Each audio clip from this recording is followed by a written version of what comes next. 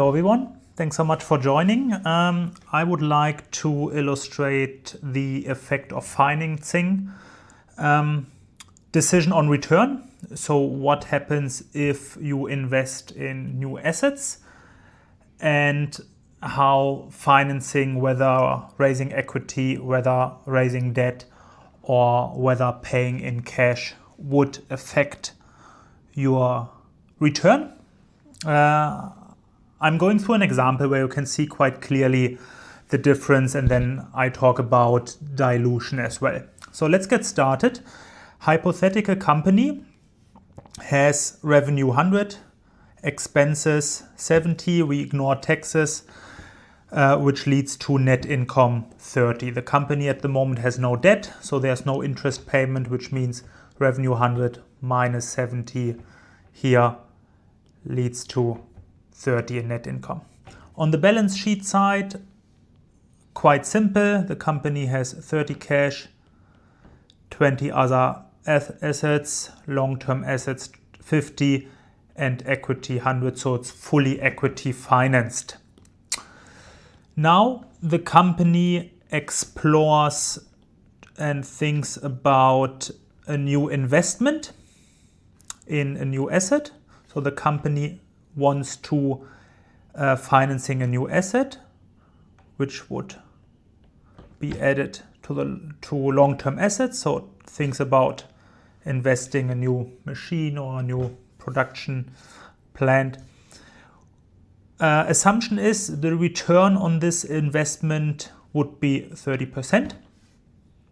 And we come to this, if there is new debt to be raised, the assumption is the new debt has interest of 20%.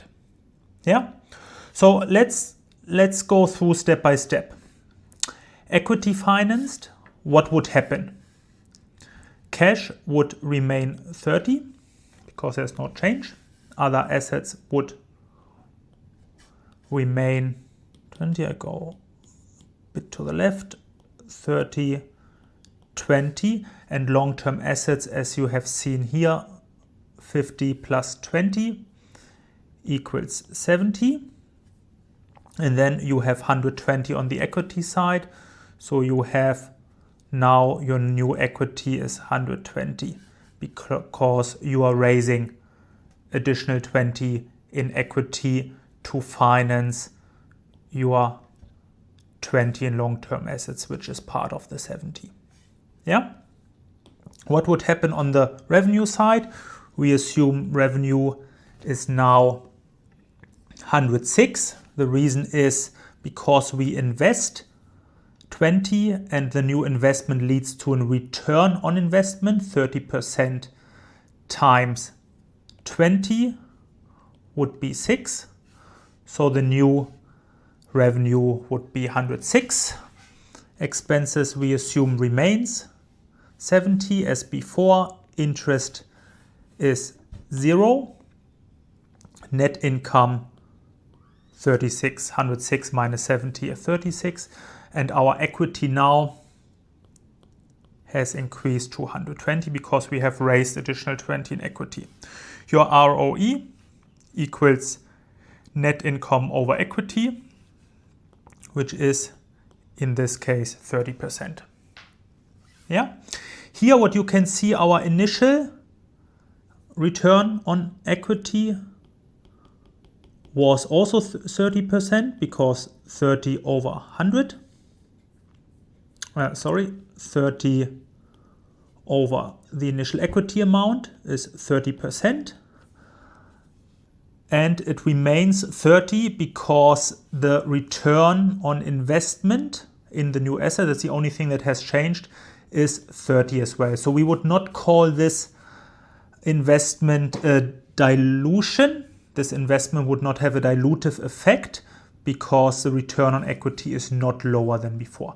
If we would financing a new asset 20 and our expectation would be that the ROI would be lower than 30, then our revenue would be lower, our net income would be lower, and then ultimately our return on equity would potentially 25, 26, 27.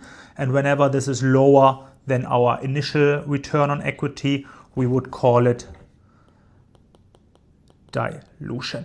Yeah, but here, because 30 ROE is the same as our initial return on equity, it's still not a good case. We come to this, but we would not call this dilution. Second option, debt finance. What would happen? We would still have 30 in cash.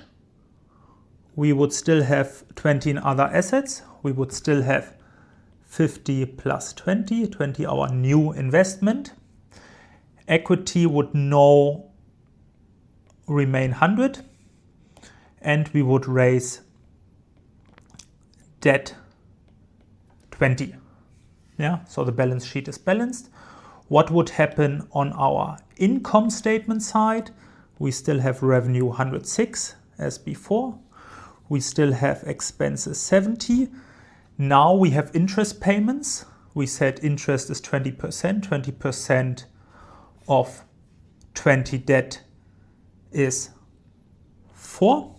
So we can see that our net income is now lower. It's 32 and not 36 because we have additional interest expense. However, our equity now is not 120 because we have raised 20 in debt instead, which means our equity remains 100, which would lead to an ROE of 32, which is 32 divided by 100. This is your net income and this is your equity. Yeah? So your return on equity has improved. Let's look at cash financing. Cash financing means we are not raising equity, we are not raising debt, so your equity amount remains 100. Here, this is our case, 50 plus 20 equals 70. Other assets remain 20. And then what has happened now, because you have paid and used cash, your cash is not 30 anymore, it has decreased to 10.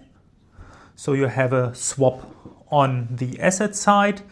Cash has reduced by 20 and long-term assets have increased. If we look at the income statement, again, 106, 70.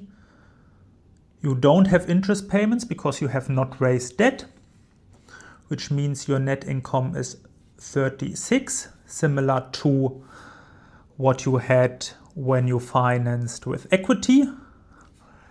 Your equity amount, as you can see, has not increased because you have not raised additional equity, so remains 100, which means your return on equity equals 36%.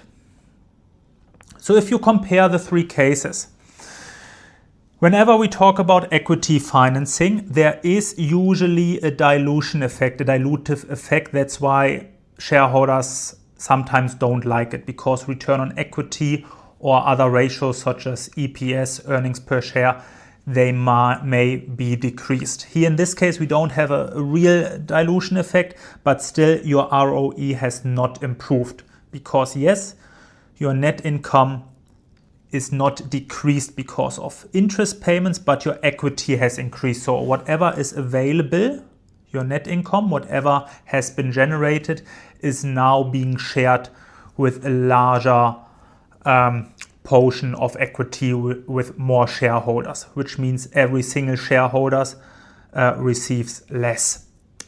If you look at the debt financing part, the debt financing part has one positive side. The positive side is it still has 100 in equity. So whatever is left does not need to be shared with more shareholders, but it has the negative side of additional interest payment. That's why your net income is lower than case number 1.